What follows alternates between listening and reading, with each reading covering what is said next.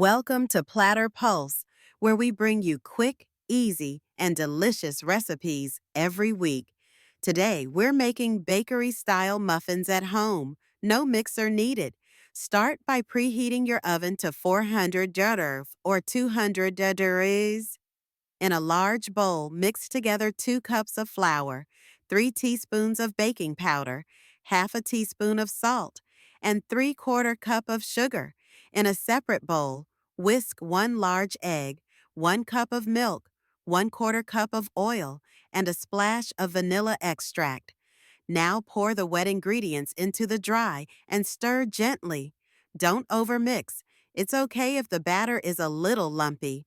If you'd like, fold in chocolate chips, berries, or anything you love. Spoon the batter into a muffin tin, filling each cup about 3/4 full. Bake for 20 to 25 minutes until golden and springy to the touch. And that's it. Soft, fluffy muffins with a perfect bakery-style top, made completely by hand. If you enjoyed this recipe, don't forget to like, comment, and subscribe to Platter Pulse for more easy bakes every week.